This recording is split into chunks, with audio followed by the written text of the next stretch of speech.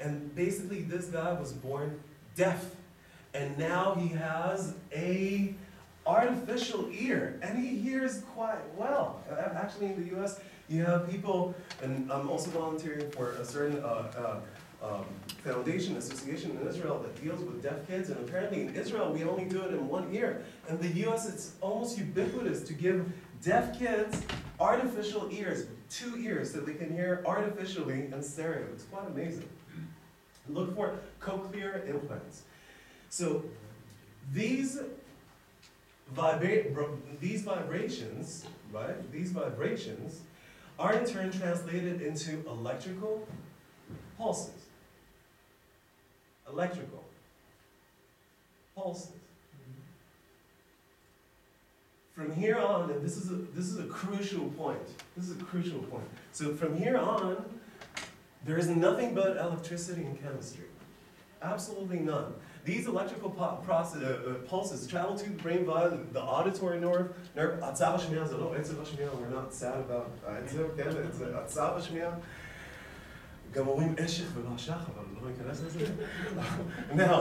Now, this is a crucial point. This is something that when I first learned about it, I was shocked like a decade and a half ago. Now, the brain is a very quiet place. It doesn't have any pictures, nor any sounds, nor any smells. You have learned, you boy, you have learned through extensive trial and error, mostly during the formative years, right? Mostly during the formative years, to interpret external stimulus berabim. In this case, particular patterns of electrical pulses as somebody snapping their finger. Got it? So it was a reverse engineering process. You heard something, you felt like an electrical stimulation, and then you made this, the connections. Whenever I hear this, I see somebody doing this. Oh, that is the sound of somebody snapping their fingers. Okay, what we experience as consciousness, in this case, awareness to an external phenomenon, tofa'al, is really merely, is merely the physical output of a pattern recognizing machine.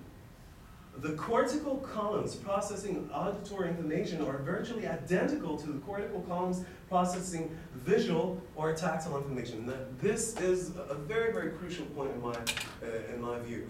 I study brain, I know a little bit about brains. If you look at the neocortex, neo-chadash, cortex klipa, if you look at the neocortex, you look at columns, right? We have approximately 300 million columns, right, in our brains. If you look at these columns, what you see, and it doesn't matter if the eyes, by the way, connect to the back of the neocortex, it doesn't matter if the ears connect to the upper part of the neocortex, if you just do a cross-section of the neocortex, what you see is something amazingly identical. Amazingly identical. Now, you guys know what phrenology is? Phrenology, anyone? Phrenology is a defunct art exactly that was purporting זה איזושהי אומנות שהתיימרה לקבוע את מבנה האישיות שלך, that purported to tell what your personality is based on your skull. This is now, even though if you look at the cortex, and you do see specialized areas, this is quite amazing. You do see specialized areas. They are specialized not in the sense that they do something different. They don't do something different. They become just slightly specialized by evolution, but basically they all do the same exact thing. All of those cortical columns, we're talking about 6 layers of pattern recognizers, and I'm not going to go into that, but trust, not me even, trust people who are much, much smart. Go read up on it. It's quite amazing. The brain is almost a general purpose machine. And when you have people who are blind, and by the way, 70% of the neocortex is devoted to processing of visual information. It's amazing. We are tremendously good at processing visual information. So the brain is a quiet place. We talked about it. What we experience in consciousness is just the result of a pattern recognizing machine. The cortical columns processing auditory are virtually identical to the ones processing tactile information. All of these columns are processing electrical pulses in a very, very similar manner. I'm not going to say that it's identical, but it's very, very similar. The difference among them mainly lies in the preceding wiring. it's not an innate difference, זה לא הבדל מולד, זה הבדל פשוט באיזה חיווט מגיע, what the wiring is. Does the wire come from the eyes? Does the wire come from the skin? So on and so forth. I.e., did the stimulus arrive via the auditory nerve or via the visual pathway? If you do not believe that to be the case, simply observe a 6-month, a 2-month-old baby trying to reach a toy in front of him. Now, all of us who are parents, who have been parents, I have not to have the right of being a parent, but I did have the rights, the privilege of taking care of a child or kids. And if you take a look at a baby, just put the little creature down. And if you look at a baby and you look at a toy, or you put a baby on his back, right? And you put a mobile just on top of it, right? He will try to reach the mobile. Now, he will squint, he will blink, he would kick, he would do this, he would do that. And it's only when there is that positive correlation that we talked about, only when there is going to be a realization, oh, that if I do this, this lifts this, ooh la la. And if I do this, this lifts this. And if I stretch that muscle, and these muscles, these extend, and then I can, eureka, I can grab it, right? Trying to reach a toy in front of him. Look at how he twitches every muscle in his body and his fist. The infant, simply does not know yet how to associate specific external stimuli. For example, the side of a toy, its size, varying pressures on specific patches of skin. He doesn't have a very good notion of self. He doesn't know what this pressure feels. Why does he feel something strange here? Right? With specific desirable results. In other words, causing a specific set of exquisitely timed electrical pulses, thus flexing the proper muscles, like I mentioned, in a series of actions that will result in him grabbing the toy. This is how we work. Now, I haven't had a chance to mention it here, but please look up the kittens experiment. The 2 kittens experiment. Who here knows about it? So we have 1, we have 2, we have 3, and we have 4, okay? Okay, the kitten experiment is actually very simple, and this illustrates abundantly clear what I was just talking about. Take 2 kittens from the same litter, right? Take 2 kittens. And most of us don't know it, so if you don't mind, I'll repeat it. I'll review it just for a second. Take 2 kittens from the same litter. Put them in 2 baskets. One of these baskets is going to have 4 holes. 4 holes for the 4 limbs. In other words, one of the kittens, who is basically genetically identical to the other one, is going to be able to move, is going to be able to explore. The other one is going to have all of the other conditions being absolutely identical, except for the ability of what? Of what? Of movement, right? So the other kitten is not going to be able to move. What's going to happen after about 3 weeks, after about 8 weeks, if I remember correctly? You know what's going to happen? The kitten that was deprived of the ability to move will be blind. What the fuck? What the hell is the correlation between a lack of ability to move and blindness? Actually, that correlation is quite simple if you start realizing that the brain is a pattern recognizing machine. Well, think about it. When you move towards something, what happens to that something? If I move towards it, what's happening? What do I see? If I do this and then I move towards something, what happens? It becomes bigger. Exactly. So if you move, you start realizing, okay, so if this becomes bigger and suddenly it hits me in the nose, oh, that means that I'm moving in space. I'm moving in space-time, to be slightly more exact. But the kid is not going to think about space-time just yet, got it? If I do this and I see these strange, spots, oh, it's these reflections. Oh, so glass also reflects light. This we learn to interpret electrical pulses. Again, electrical pulses via movement in the space. Otherwise, if you don't move, if you lose that very, very crucial period of extended plasticity, so if you lose that particular period, you're just going to go blind. Why? The information is still going to go in. The wiring has not been cut, has not been severed. But your ability to understand what these signals are saying is going to be completely jeopardized, right? Okay, 4, increase the level, I'm sorry? Okay, look for it. It's an amazing experiment. It's slightly cruel, but just a tad, yeah. But it does yield, priceless insight as to what consciousness is. Now, I have a couple of examples. I know that some of you are not yet convinced, so that some of us here, about a third of us, I'm assuming, still think that there is something like a soul, or something like a mind, or something like consciousness. And I'm here to tell you that there isn't. Absolutely. Increase the level of white noise in a physical range, quiet please, via simple chemicals. In other words, take a very simple chemical, for example, propofol. It's a popular weapon of choice among anesthesiologists. So basically it's a very simple molecule. And basically what it does, it will induce a lack of consciousness. People are not going to know. Their consciousness goes away. Use a specific deep brain stimulation probe. By the way, also, very, very interesting concept. Those of you who don't know what this is, write this down, deep brain stimulation probe. Basically, what that does, you can increase that noise so as to drown out Parkinson's. Nowadays, we have people who have literally a probe in their brains. That probe receives, by the way, updates via Wi-Fi. I know it sounds ridiculous, but nowadays we already have cyborgs that get updates via Wi-Fi. And when you ask these people, speaking about technology and the ability to integrate technology, right? So when you ask these people, tell me, is technology a part of you? Is this human? Is the metal probe in your brain, is that human? And guess what? The minute that it allows them to get rid of their handicap, they always, invariably, they say, of course this is a part of you. Of course this is a part of you. Got it? So that's a huge, huge part. In my view, that's a big step forward. Eliminate tiny regions in the brain associated with short-term memory processing, and attention span, and you will be faced with a mere shell of a man.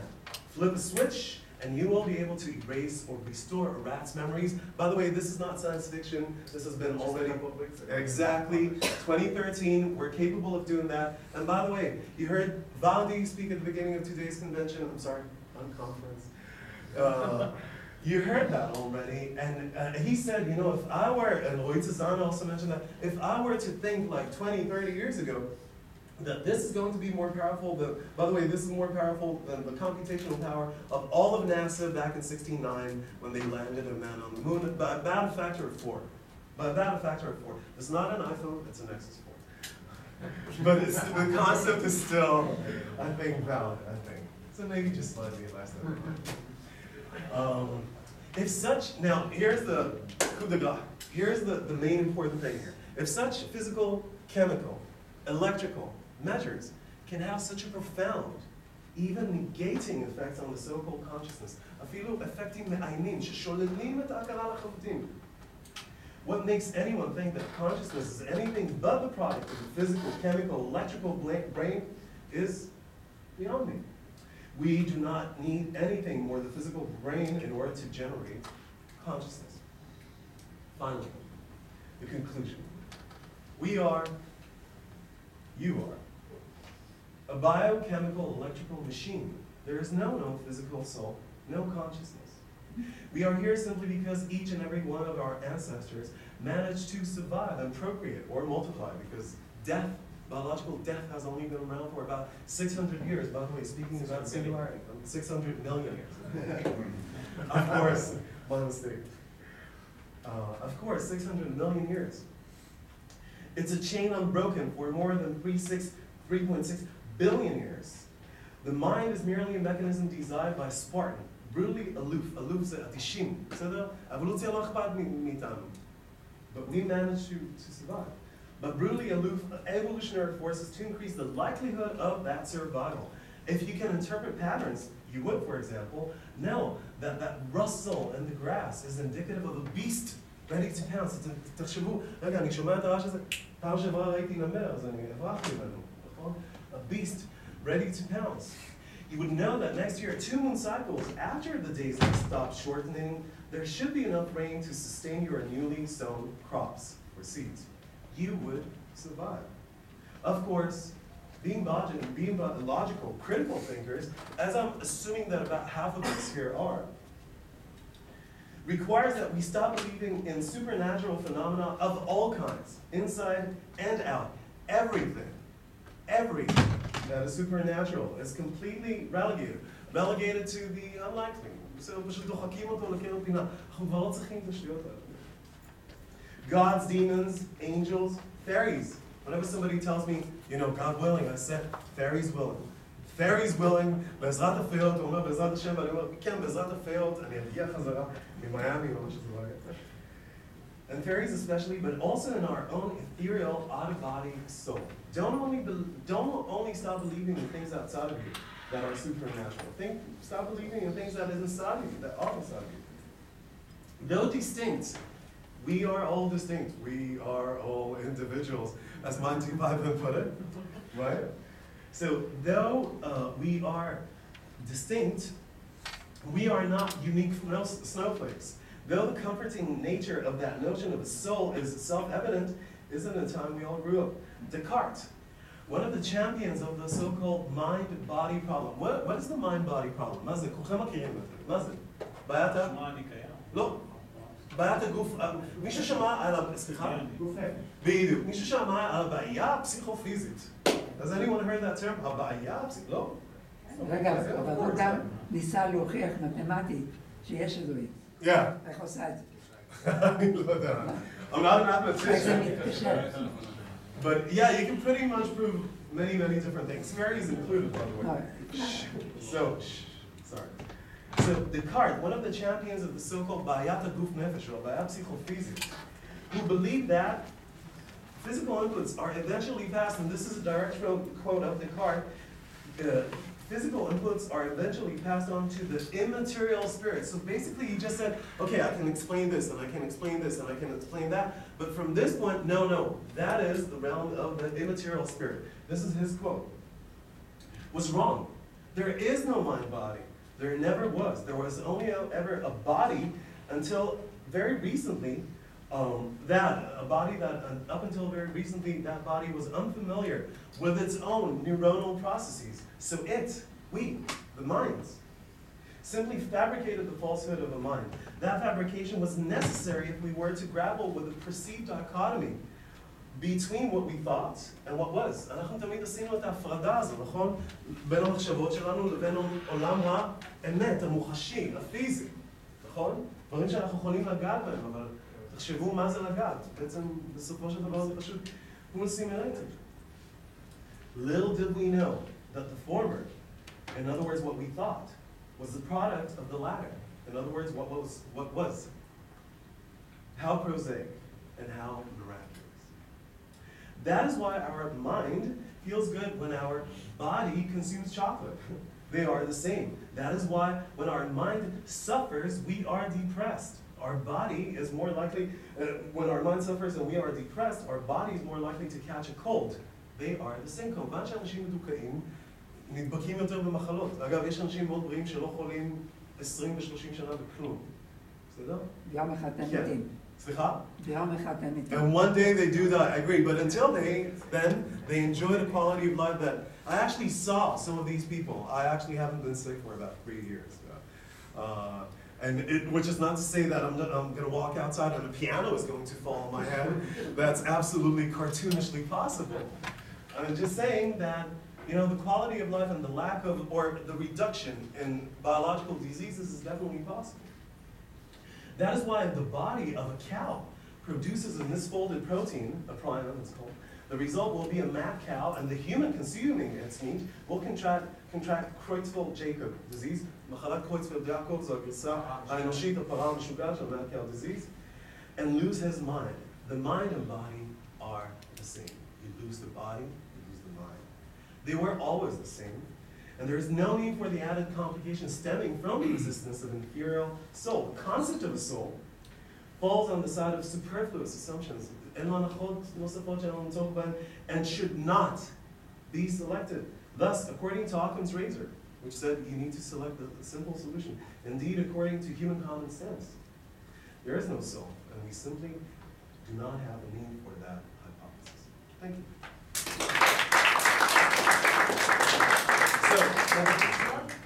Yes. Just a quick question. Yes.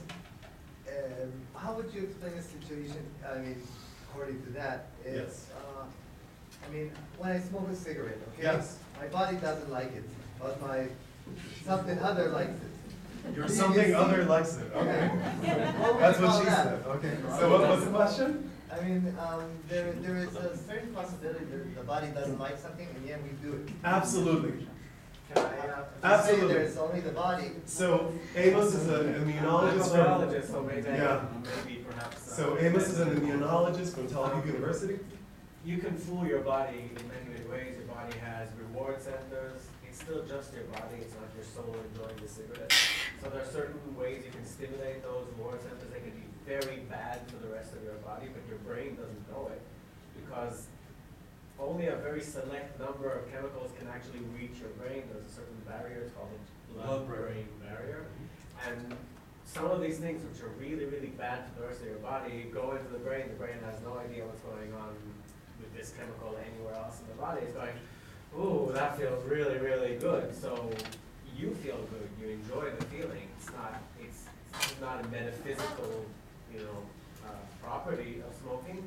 It's a completely biological, physical, chemical thing going on in your brain. There's nothing.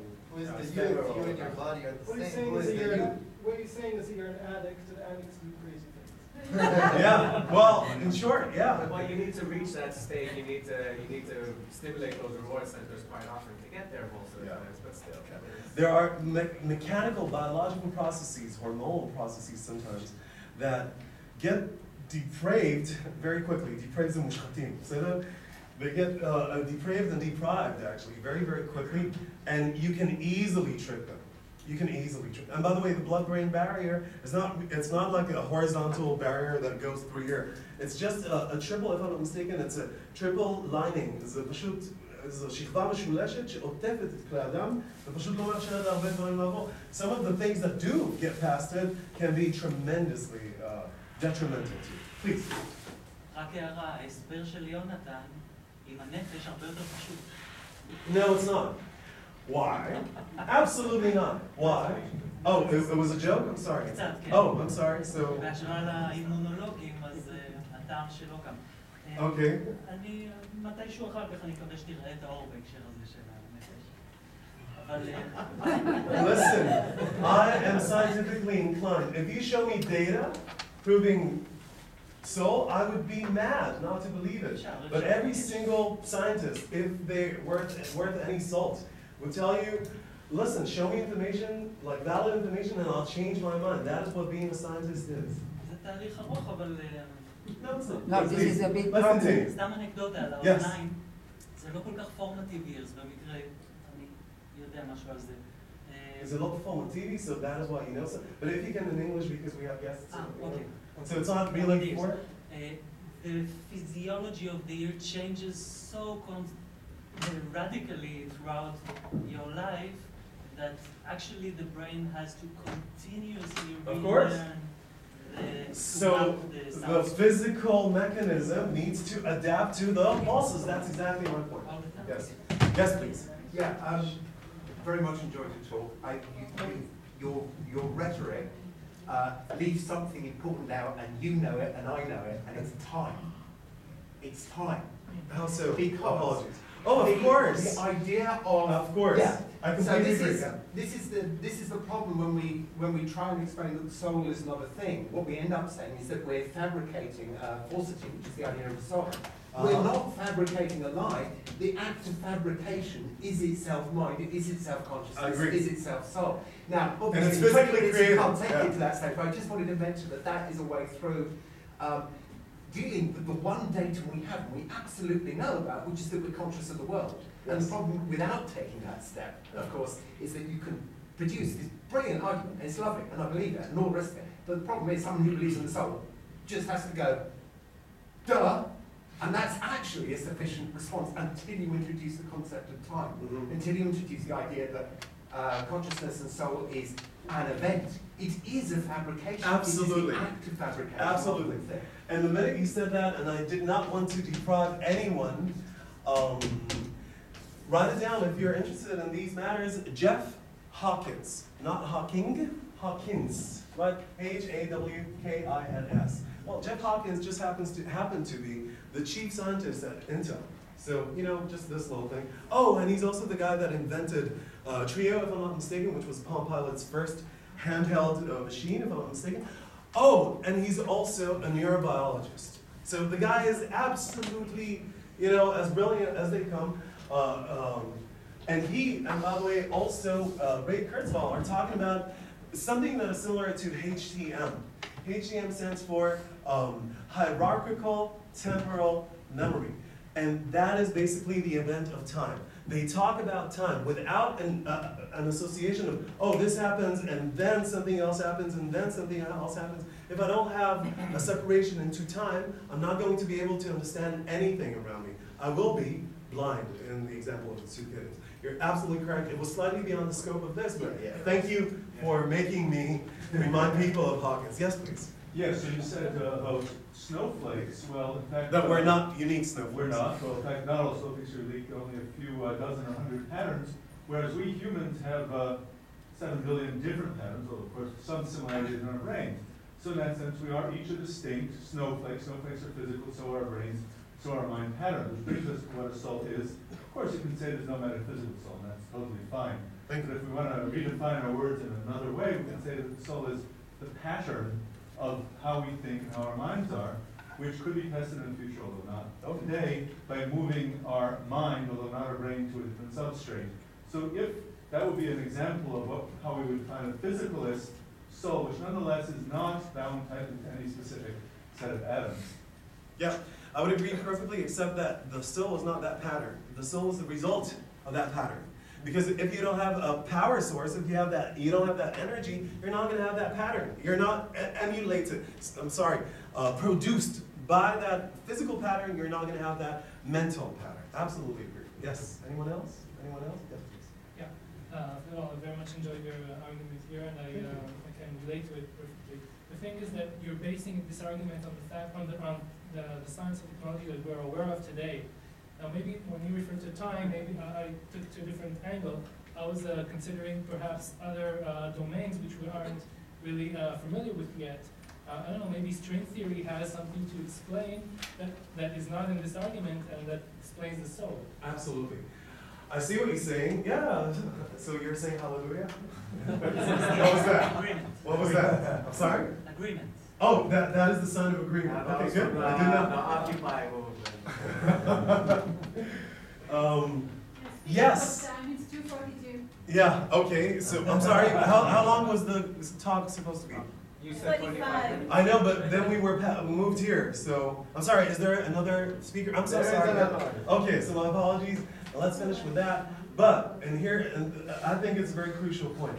Is there a possibility that that this is not all there is? Of course. Are we continuously revealing stuff, taking away some of the clutter? Absolutely. But everything that we know nowadays, and look for the Human Brain Project, and Blue Brain Project. Look for these things. Everything that we know today suggests that we are, including the topmost calculation, upper limit of calculation in the human brain, which is about 10 to the power of 16 calculations per second, which, by the way, we already have achieved back in 2011. Most people don't know that. Everything we know right now, and it might change, says that we are going to be able to emulate human consciousness by 2019. And I've spoken with Mark Ram, and he's been sticking to it. Mark Ram. And I spoke with him. And if you want me, I can send you what he said in Tel Aviv when he thought that nobody was recording him. I was recording him. So Henry Markram says that by 2019, we will be able to emulate the human brain. Kurzweil, by the way, thinks that no, it's going to happen in 2029. Everything that we know about the human brain right now says that we're going to be able to do it in our lifetime. In our lifetimes. So thank you very much. Have a good day. Thank you. Feel free to drop me a mail. It's nevchan@gmail.com. NEV, כמו נווה.